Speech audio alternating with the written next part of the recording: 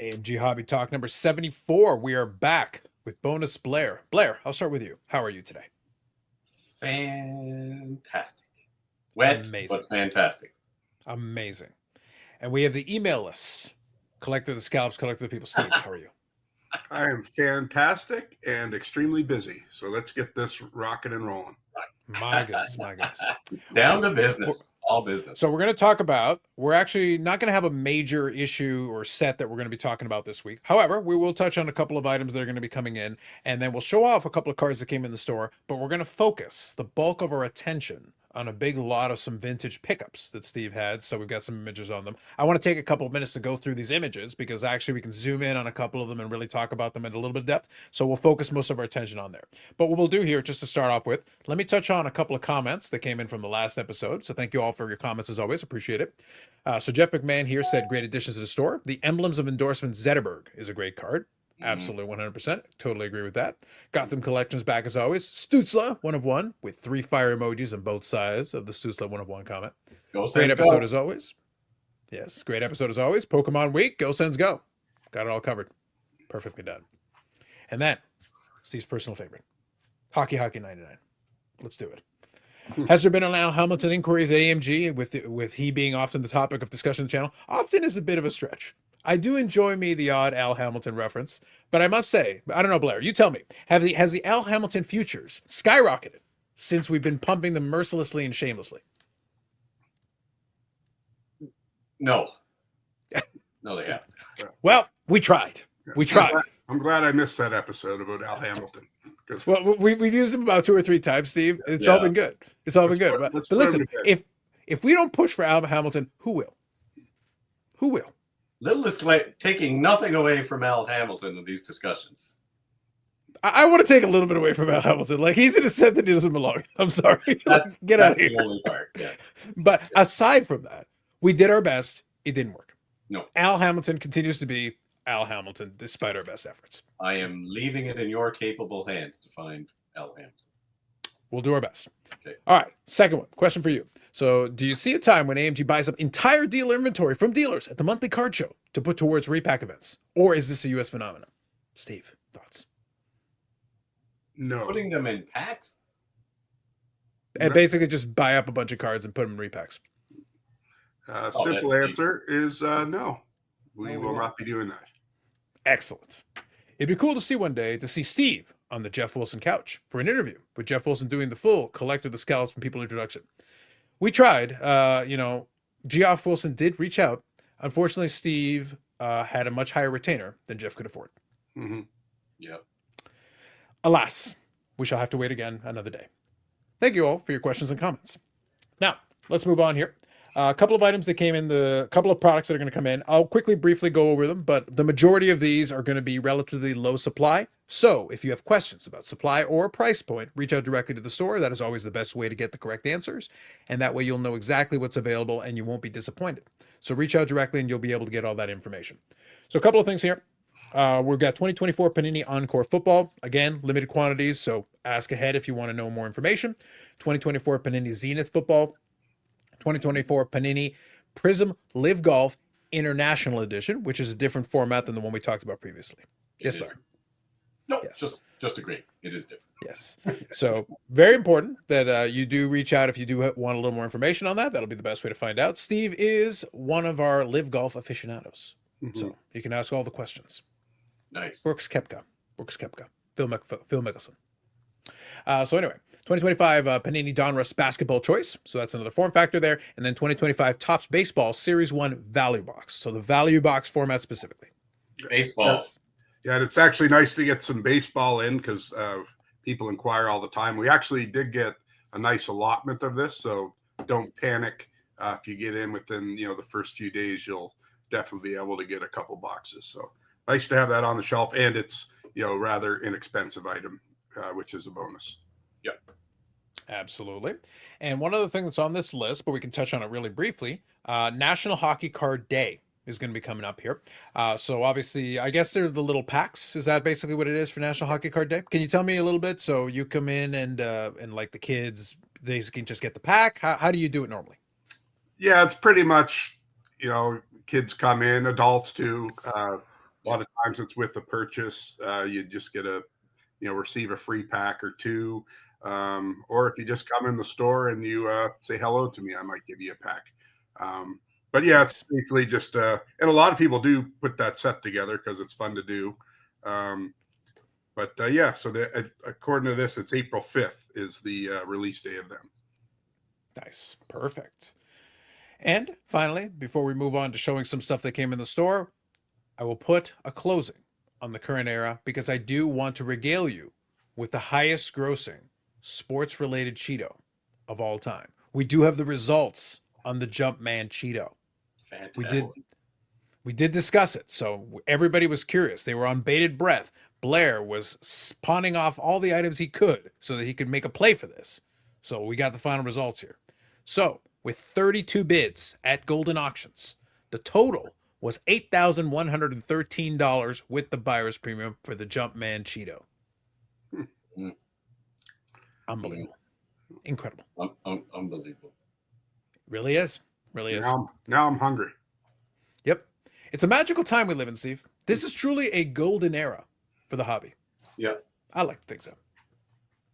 I can't remember our bets. Didn't we do bets on that of what they would sell for? We made predictions, but I'll be honest with you, Blair. I'll be 100% truthful. I will be truthful with you, Steve, and the audience. I did write them down and I don't remember what they were.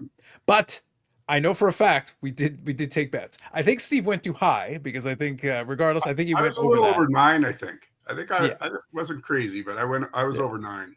Yeah, we can double check. I think what I will do is for next week, I will double check because it was just really quick in that one spot. I'll find out what the numbers were and I'll let us know who was the closest. I'll regale us with that. No, you better not check in case I was 30. And I just said 9. I don't think so. I think Steve was around like 10 or something like that. And I don't know if I went some strange number like 74.99 or I'm not sure. Forget it. We'll have to get the fact checking department on it. I was just so gobstruck with the. We have a fact checking department. Steve, listen, we spare no expense on this show. Haven't you seen like our production values are off the charts here? Like, good Lord, man. Look at my wall. Yeah, listen. Look, a lot of people don't realize this. Look, Steve is bringing attention to it. I was going to ignore it and not mention it because obviously a lot of people watch the show and they appreciate our homey, down to earth, personas. But Steve actually has that wall repainted before every single show. It's actually a different shade every single episode. You got, it's very subtle. You got to have your monitor calibrated to the right color. Otherwise, you won't be able to tell. He's very particular about his Pantone. Yeah. 50 shades of gray I have. Exactly. He literally has it down to the Pantone number. He goes, this week, I want this. And then they go and redo it. Every single week. It's not the same wall. It's a different color every week. We spare no expense on the show. All right. A couple of items that came in the store. So we're going to start off with some modern stuff and then we'll finish with a little bit of the vintage because we've got actually a fun collection of some stuff that I want to go over with you. So I think we'll have a little bit of fun with that. And then what I'll do is I'll do the modern ones first. We'll finish that. And then I want to talk briefly about the Trade Night and Card Show. So we'll show off a couple of cards. We'll do Trade Night and Card Show. And then we'll finish off with the collection of vintage that we've got to show you. So let's start off with this. So first we got a Dustin Wolf here. So this one's a good one, specifically looking at the rookie gear, the premier gear. And this one's got the tag, the button, and then, basically tag around the outside and then a button in the center there to kind of put together. These ones, because of the button, you can't really make it out fully from this picture. But anytime you've got the button in there, it is a super thick card. Like it has to be incredibly thick in order to be able to hold the button. When you see one in hand, you'll really be able to tell. I've got a Jamie Benn card like this with the button, and they are really thick in order to accommodate the space for that button in the center. So this one's numbered to 3. Okay. This one is one of the Patchtaculars. So we got the Luke Phillip Patchtacular out of 5. So a very nice patch on this one. Shoulder logo patch on this one. Obviously with the Chicago Blackhawks, you can have some potentially very nice patches on that. And good news as well. I'm glad they used this particular picture of the player because you can actually see what the shoulder patch looks like right there. And it gives you a bit of a sense of what the possibility is. So it's good, Steve, when they include a picture that can actually give you a bit of a sense of it. And then there's the patch as well. Definitely. That's a pretty one. Pretty one. Yep. So that's out of 5 on that one. And then we got a Leo Carlson clear cut from 2023 Upper Deck there in a Gem Mint 10. So clear cuts aren't always a guaranteed 10. There's a lot of things that can go wrong with it. So this one seems like a pretty clean copy. So very nice on that one. A little bit of Caitlin Clark here, 2024 Select WNBA, and this is a silver prism.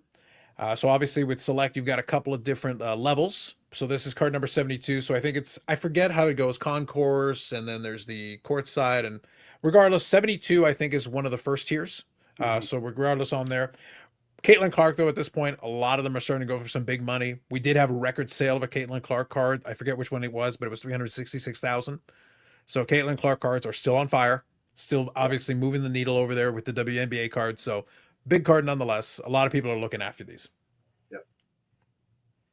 And we finish up there with a Larry Bird. So this is from the Topps Chrome that Topps is releasing on there. Obviously unlicensed. You can see from the, kind of the photo brush shirt. But this is the 1/1 Superfractor on it. So kind of a cool looking card there with the pattern and everything on there as well. Yeah, I bought this a week or so ago, and Brad happened to be walking by and saw this card. So it is now in the Brad Hartland collection and not in the AMG collection. So we're just showing it off? Yeah. So he literally walked by and like, I think I'll take that. So anyway, it's made his day. Got a lot on the go. So anytime he can add something to a collection, it brightens his day. Well, all the rest of them outside of the Larry Bird card at the end, if you want to find out if it's available, you can reach out directly to the store and see if any of those still happen to be around. So just wanted to share a couple of those. So very good. So real quick, before I get into the vintage cards, I'll pause here for a second. Obviously, you had the Trade Night and Card Show. So do you guys want to tell me a little bit about what happened with the Trade Night and Card Show this past weekend? Yeah, it was actually incredible. It felt like a mini Toronto show. Busiest it's ever been. It was amazing. Around 11 o'clock or so, I went out in that hallway, and it was banging out there. It was nice to see the hobbies, very strong right now. Of course, lots of Pokemon, but a little bit of everything. And the store, we had about all we could handle Saturday. We were bouncing around all over the place. So it was awesome. Yeah.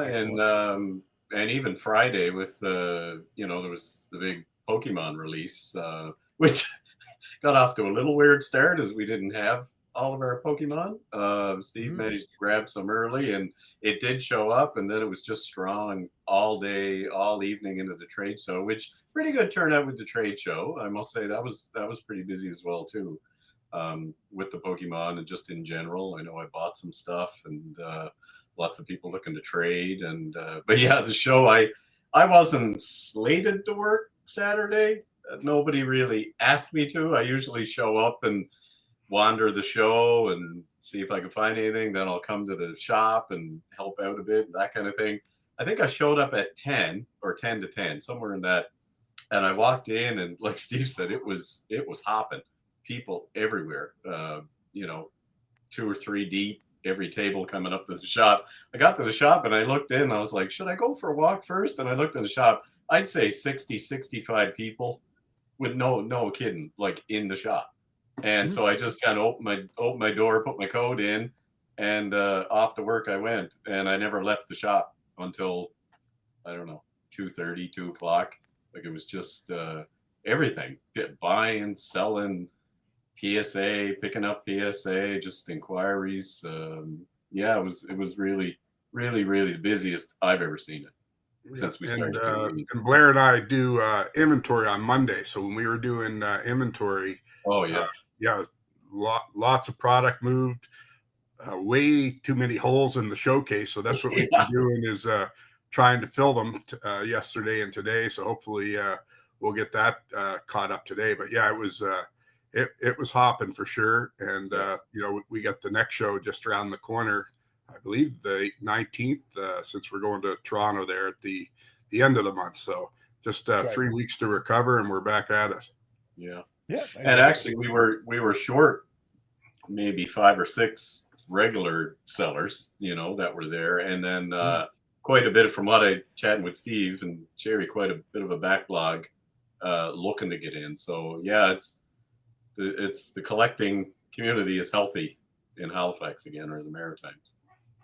Very good. No, it's encouraging to hear. And especially though, as you said, it looks like there's a lot of activity between the trade night and the card show. It looks like people are going out, which means people are checking out cards, they're transacting, they're moving stuff around, which is always Yeah. good. And then, as you said, like, and that covers both ends. The sports card side of it is doing very well. I know the Pokemon stuff, like, I've seen some card shows stateside and also around here that the Pokemon side, a lot of people are going after it. It's all we may not know too much about it, but we're not ignoring the fact that Pokemon is going. It's hopping. If you know about it, then you're in, and right now it's a pretty hot market. All right.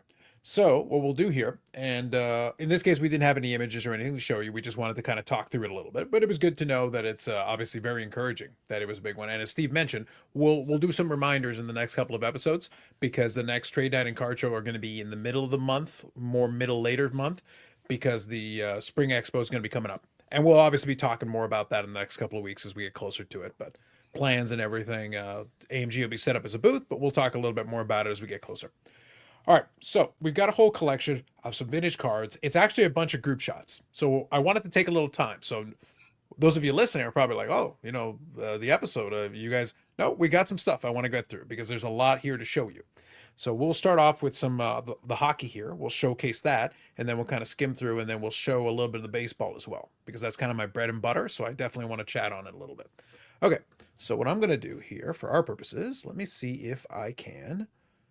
I'm actually going to take the logo out of the corner so you can see all the way, and we'll be able to get a better view of all the images here. So let me see if I can. Perfect. There we go. A little bit easier to see everything. All right, so I'm going to start off here at the top row. We'll kind of work our way through it. So I'll go slowly, and then Steve or Blair, if you guys want to interject on any of it, feel free, but I'll kind of go through it and we'll look at it. So we're starting off with some 50s stuff here. So 52 Parkhurst Maurice Richard. Let me be honest, never been the biggest fan of 52, but if it's done well, some of them, they actually come out very nicely. Terry Sawchuk, though, I do like that card. I actually have a copy of that card. Mine is a little bit more beat up, but this one actually is a pretty decent copy. I'm not going to abuse the word. I'll use it now. Some of these examples you're going to see are what I call clean. And what I mean by that is some of them can get a little dingy, a little scuffed up. When you've got the pictures and they actually shows off the picture nicely, though, that's what you like to see. And when you're seeing something that's nicely centered, that's a big bonus because eye appeal wise, that's what a lot of vintage guys will like. Because if you've got a nicely centered copy, it doesn't have to be the highest grade, but that card can still look really good eye appeal wise. And in vintage, the eye appeal thing is really important. Yep. Agree. All right, next up, we got a Maurice Richard for 53 Parkhurst, as well as a 54 Parkhurst of Gordie Howe. So right there, we're starting off very strong on that top row. And then next up, we got a 67 Topps Bobby Orr All-Star card. And then we go in, and we're still continuing. 54 Topps Terry Sawchuk, which is a classic, iconic card. So two Terry Sawchuks back-to-back and a Terry Sawchuk in the top row. So you're getting plenty of Terry Sawchuk here. 54 Parkhurst Terry Sawchuk. One other thing I'll mention quickly. I've collected some of the 54 Parkhurst over the years, and obviously with some of the star players, you get the little star icon behind them. So you got kind of the all-star thing going on. It's very specific to 54. 54 is kind of an interesting year, though. Some very interesting cards that are included in there. Very fun. It is a 100-card checklist, and you can have a little bit of fun with some of the variations and things that go into it. Very interesting set, though. If you ever get a chance to check out some of the cards, you definitely can, and we've got some good examples there with the Gordie and the Terry Sawchuk here. Next up, 65 Topps checklist. Why checklist important? Well, a lot of people mark them up. So if you get an unmarked checklist, that's something that people look for. That's a big one. Same thing with the 71 O-Pee-Chee. Same thing. Checklist, you're looking at that. Unmarked is kind of a standout for that. So we go more 54 Topps. Just going to scroll down a little bit here. 61 Topps here, Gene Rattel. 58 Parkhurst. So you're getting a full spectrum in here. And then I appreciate right in the middle of all the 60s and 50s, 75 O-Pee-Chee, Harold Schneps. Yeah, and that's actually a tough card because I believe it's the last card of the set, isn't it? 396. So I think so, yeah. And it's his rookie card, so it's little bit of a sleeper card as an 8 or a 9. It actually sells quite well. So I was actually happy to have that one. I love the old Canucks uniform. Yeah, that's classic. There you go.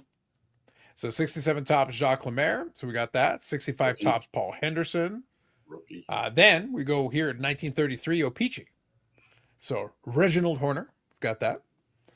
We've got 74 Topps Don Cherry with the questionable mustache. Very questionable. an Ace Bailey here for 33. So we've got a whole mix here. 54 Yep. Parkhurst Ron Murphy, and then we finish up with a Ray Bork O-Pee-Chee rookie in a PSA 6. And Carlos, the reason why I kind of grouped all these together, like we touched on, is we purchased a collection. It's a vast collection, and I think it's just the start. We're probably going to get some more. And we decided we're just going to keep it all together, and I'm going to designate a showcase in the shop for it. So every card from that collection is actually going to be available in the store for now. We're not going to sell anything on eBay. We're going to give it some time to marinate in our showcase. So all these upcoming, pictures of cards you'll see, they will all be available only at AMG for now. Very Nice. good. Very good. Yeah, I was mentioning to Steve before we hit record, like some of the ones that I'm about to go into, you'll see in a moment. Some of them obviously have appreciated over the years. Otherwise, I'd be like, no, I'd cherry pick some of these for myself. So I'm saying, if you are interested, you might want to get in on it, because some people are going to see some of the cards. And like I said, when you see stuff that's nicely centered, where it shows well and it's got good eye appeal, that's going to appeal to an audience. And some people are going to walk in and go, yeah, I'll take that. So that's kind of a thing you want to keep an eye out on. Again, if you got questions, always reach out to the store. All right, so great start right there. First panel goes through some nice vintage hockey. So now we'll go here and let's see if we can go to the next one. So here, let me go back one. There we go.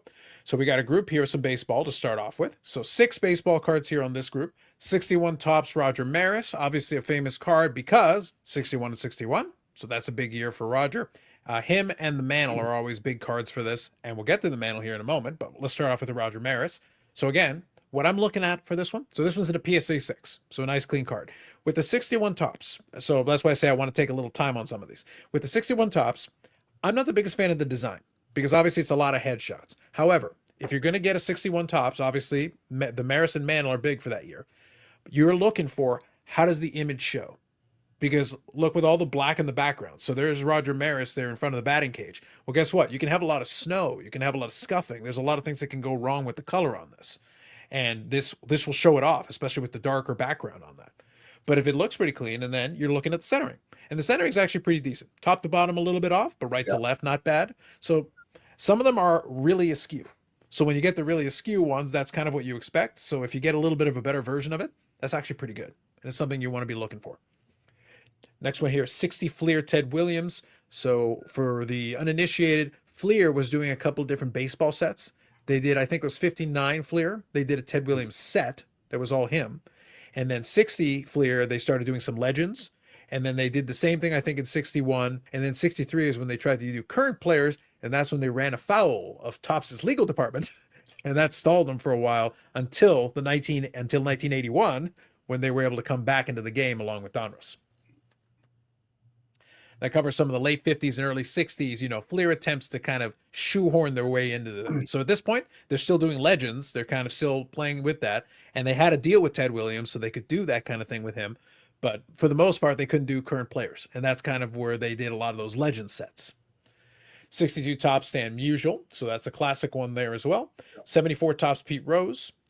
58 Topps Ted Williams. This is the All-Star cards. Not the most flattering Ted Williams image that he has on there. But the 58 All-Stars, I do like, though, the 58 All-Star design. And if you like some of the star players at that time, that has a very affordable Mickey Mantle card that comes as part of that. And obviously you got Ted Williams and a lot of other, Ernie Banks, Hank Aaron, Willie Mays. Like, you can put together you could literally just do the subset, and you'd have yourself a nice collection of some 50s greats on there, all All-Stars in that year. 65 Topps Mickey Mantle with a little pennant.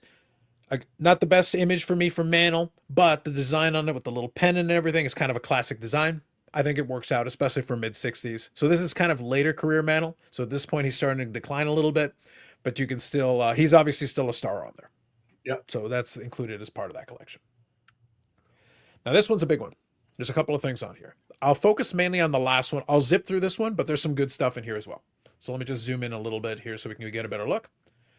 Start off with the 52 Topps Warren Spahn. That's a great classic there with the Boston Braves. And they were in Boston before they ended up moving a couple more times to Milwaukee and then obviously Atlanta. But they're still the Boston Braves at this point.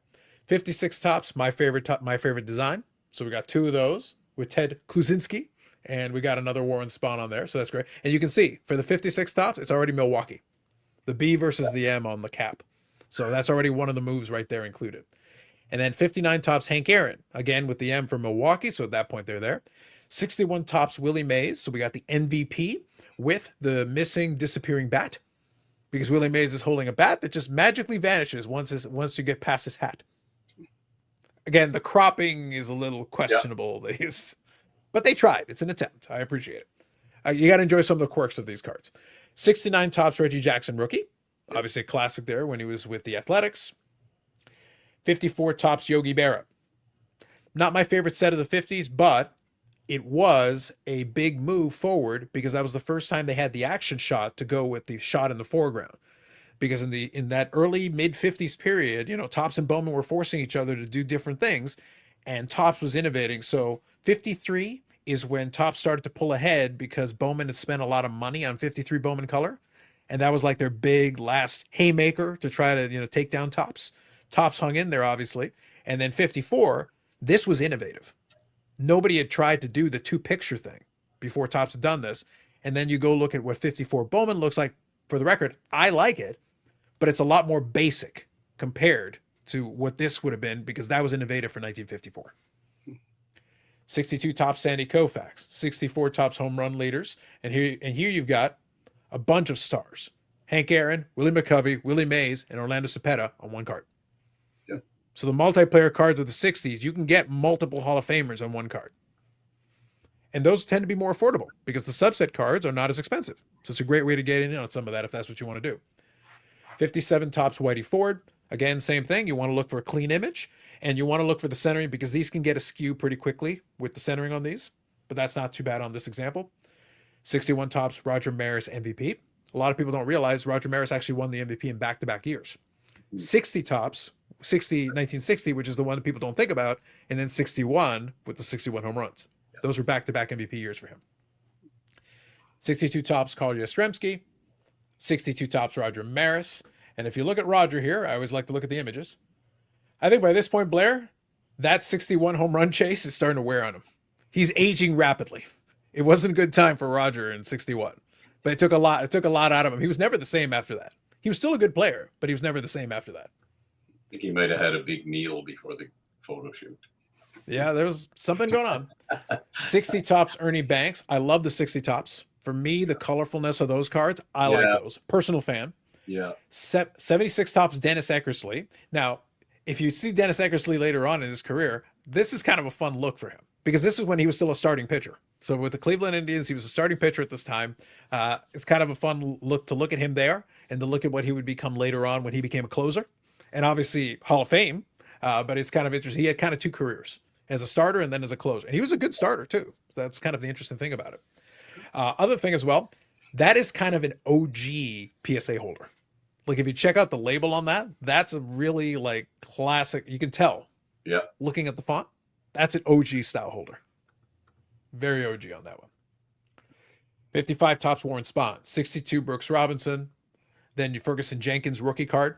Got that there for 66. Mm-hmm. Don Larson perfect game. So you have some of these showing on there. That was in 61. They had a couple of these different ones. And there's a Babe Ruth card also in that subset. So if you like an inexpensive Babe Ruth post-playing days, 1961 Topps has one of those if you want to check it out. Whitey Ford 66, 61 Topps All-Star with the newspaper, and you're kind of flying through it like the Kool-Aid Man. So you got that for the design. Yeah. Another couple more 54s, including Hoyt Wilhelm, and then finishing off with a 55 Topps Bob Miller. I'm going to take a breath. Yeah.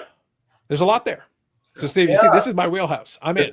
It's a great selection of, I'm a fan of the sideways cards, I guess, if you want to call them that. I like the ones with the logos, and I know they tend not to be as popular. Maybe they are. I hear people saying they're maybe not as popular, but I actually like them. I really like those, especially with the team logos. That are pretty cool. Yeah. Now I'm going to have some fun today and tomorrow pricing these. Absolutely. And I just can't wait to load up the showcase for all the local guys and collectors to come on in and have a look. Yeah, great selection, a bunch of rookies, and especially back to the hockey. So anybody's looking to, collect raw and put your sets together, but it's always nice to add a graded rookie or something to your set. I was a bit of I only wanted raw but I kind of changed my tune when I started first started grading the rookies and stuff. It's kind of nice to have those key cards in a holder, and they look great with your set. So yeah, there's a lot of variety there. Mm-hmm. Now, one thing I'll throw in just really quick before I go to the next slide is that realistically, again, if you've been collecting the vintage cards for a long time, you'll probably be fine. If you go and check them out in person, you get a chance to take a look at them and for yourself, then all good. What I'll say though is it is a better comfort for a lot of people coming into it if they're not as familiar, or if they're buying potentially, sight unseen or whatever the case may be, or just looking at an image. There is a little bit of a comfort level, especially if you have some of the stars graded. Like for me, some of my sets, I have the stars graded. Not because I can't get a sense of them myself, but it's nice to already. And by the way, if down the road you want to move them on, it makes it easier. There's a lot less argument and debate because we can get into the nuance. We can get into the nitty gritty of arguing, creases and centering and a lot of these things on these cards. But at least as a starting point, it helps you kind of. When Steve's figuring out his pricing, it's a lot easier than starting from scratch and then going, all right, so let's take a closer look at this and kind of figure it out. And then we got to comp it out. How do we match it up? And a little bit of nuance is involved in that. All right, so here is a big one. So I won't spend as much time on each individual card. A lot of it you can pretty much figure out, but I'll kind of go through it here a little bit. There's some notable ones, fun ones. I already mentioned the 61 tops. And as I mentioned a little earlier, right there at the very top end of the top row, that's a 61 tops Mickey Mantle. So two things for this one. Like I mentioned, the big home run chasing 61 obviously makes this a very popular card. I think this is actually a nice one for Mantle. Like if you go through his different images, this is actually a pretty solid one. Also, two things that I talked about a little earlier in my discussion. Look at the image on there. That's a nice clean shot. And the centering on it, you can see the borders on all the sides, which I like. That's really good. And it's actually, again, I'm not sitting here telling you it's 50-50 centering, but I like the fact that we got a nice border on all four sides. Yeah. That's actually really good. That's an example too we've touched on before. Just because something's like a little bit lower grade, like a 4, if it presents a lot nicer than a 4, it can command, a stronger price. So that will probably be one when I comp it out, and that will be a strong 4, probably hovering, closer to a 5 as far as price, because the centering and the focus and everything on that card is bang on, and it is a sought after card. So definitely the things that PSA looks for when they're evaluating a card, also the serious collector does as well, and they can appreciate things as centering and corners and surface, that sort of thing. Mm-hmm. Absolutely. And then right beside it, and a great example of 59 tops. So again, this one's in a 3, but what am I looking for? I'm looking for the image and I'm looking for the centering on that, and pretty solid on both. I've owned copies of this where the centering can be kind of askew, almost to the point of miscut. And it can still be a nice clean looking card, but it doesn't change the fact that if you got a little bit of centering on there, it's nice. We got the dual with Mantle and Berra. So the Yankees power hitters for 57 tops. So you got the dual player on there. You got a couple of the wood grain ones if you're into that kind of thing. 62 tops, nice and solid. They repeat the wood grain in 87. So we do, and now they run the 87 design into the ground. If you check out the newer tops designs, they bring it back a lot. All right, a couple of 60s here. 66 tops Mantle, got that on there. 267 tops. And if you check out the two side by side, you get a chance to get a little bit of a sense. They're both 4s. So if you get a chance to walk in the store, go take a look. These are both 4s technically. One I favor over the other. You take a look at it and you can see which one, but I'm saying it's great to be able to see these are both technically 4s, and you can put them right beside each other and you get a bit of a sense of what the differences are. Yeah. And so, people will ask, why is the price different? And you'll be able to see it when they're side by side. So one pops out at me immediately too. So that one will be a smidgen more expensive than the other one. Exactly. And then the 64 tops here, same kind of deal. Like one of them is a 5, but it's a 5 miscut, and the other one is a 3, and you got a little bit, and you got better centering on that one. But again, I leave it to you. You can decide for yourself. But it's nice having them side by side, and you can get a bit of a sense, and you can look at it, and you'll get a bit of a better idea. 54 Bowman. This is one of the ones that I very much like. A big fan of. 68 tops here.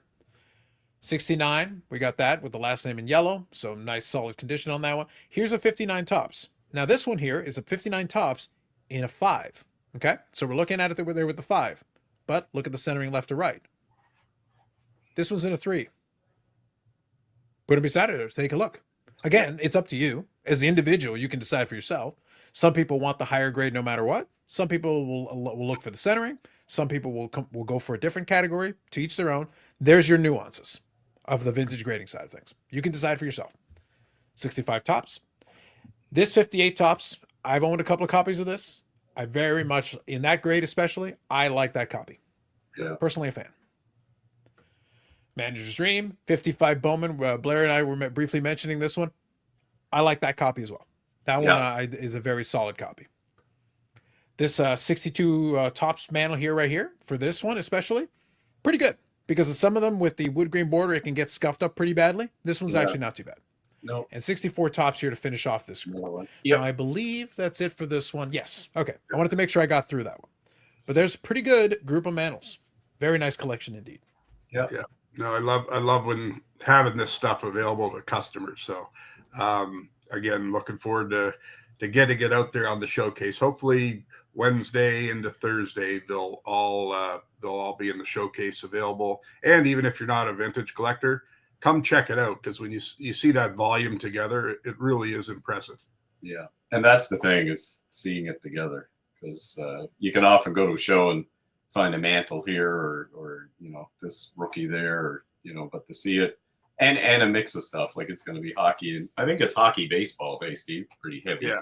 I think actually there was a PSA Joe Montana rookie was the one football card in this grouping, but I believe there's going to be more coming down the road as we move some of this stuff.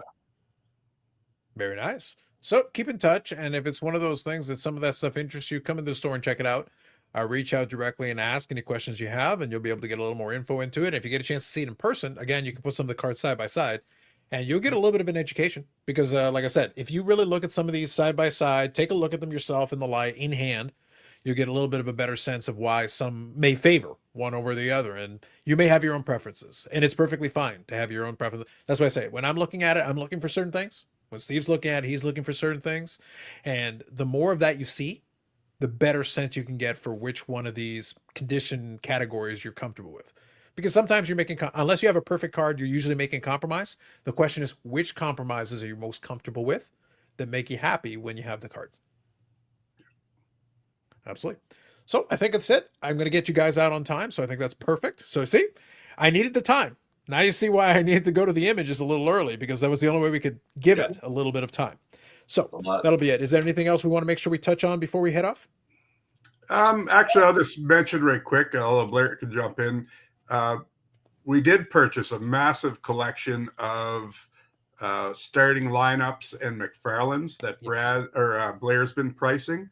So those two will be available in the attic.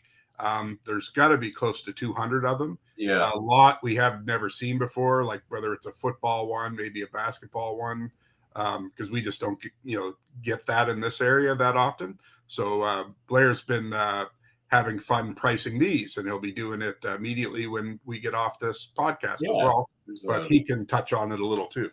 Yeah, just a little sample so far. It's been I made it through a football box, so it was all football with some great Hall of Fame, Aikman. You can see there's some team sets that were pretty cool, and then I got into the hockey. So there's a few variants there, different ones which are kind of cool. Some Team Canada.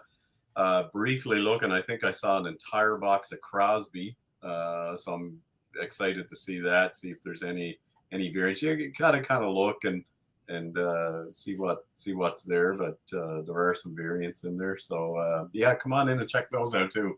Good prices, and it's neat to see that many all in one collection come in. Perfect. Sounds good. So thank you for mentioning that. I was actually trying to hit it on the slide. I'm surprised it didn't go over, but thank you for reminding, and that was good to include that at the end. Awesome. So I think we'll leave it at that. That way we'll get you guys out on time. If you've got questions on anything that's time sensitive, reach out directly to the store. If it's just a general question or a general comment, we appreciate that. We always enjoy that. That's why I say I try to read them every single following episode. Feel free to put that in the comment section. Hit the like button because we appreciate that. And Steve, we're 399 subscribers at the time of this recording. We need one more. So one of you who hasn't already subscribed, do it for the Manos, do it for Bonus Player, do it for the Collector, the Scallops Collector people, do it for Steve. One more. We need one more to get to 400. I need it.